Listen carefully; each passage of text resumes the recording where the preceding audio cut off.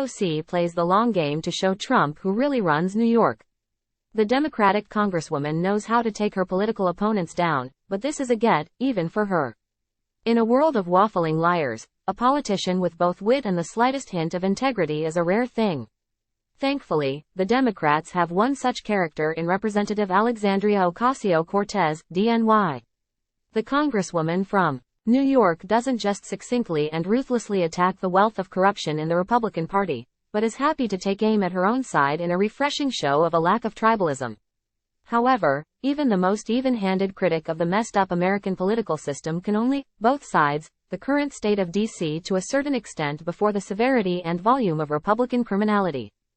Overwhelms rightly held qualms about their Democratic counterparts. Nobody typifies this complete lack of morality more than Donald Trump.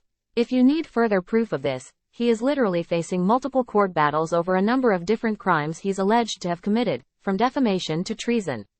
And, ironically, considering his supposed love of winning, he seems to be losing pretty much all of them. The former president is currently embroiled in a business fraud case in the state of New York, brought forward by the Attorney General Letitia James. The judge in the case, Arthur Engoron, recently ordered Trump to pay around $360 million in penalties, and has also banned him from operating a business in New York for 5 years.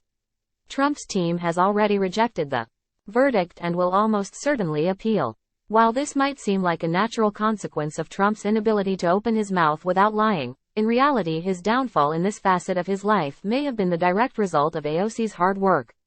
We doubt he'll take this well when it's pointed out, given his gross, but hilariously failed, history with women who stand up to him. The pathway from the Latina politician to this recent judgment begins in 2019, when she questioned the repentant former Trump lawyer Michael Cohen about the then-president's financial state. She was following from a line of questioning that had been started by former Representative William Lacey Clay, who had also been digging into Trump's business practices.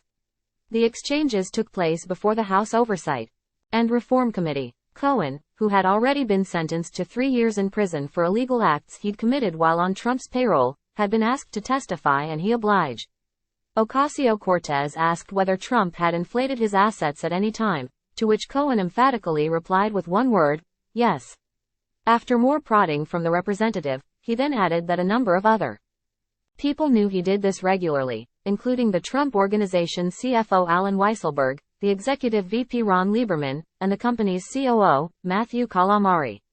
As part of the recent judgment from Engoron, Weisselberg was ordered to pay $1 million in penalties, further proving his culpability.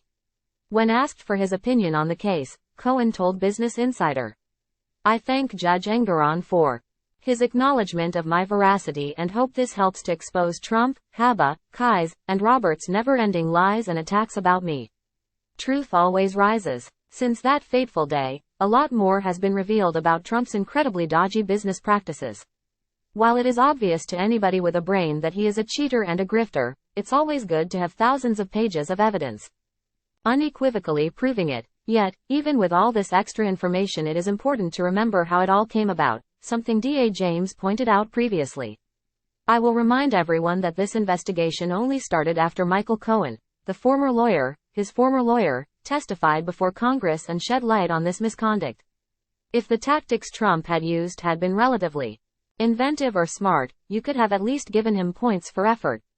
However, like most of his attempts at fraud and manipulation, him trying to gain better interest rates by valuing his assets incorrectly were as clumsy and pathetic as his attempts to convince everyone that he's more popular than Taylor Swift.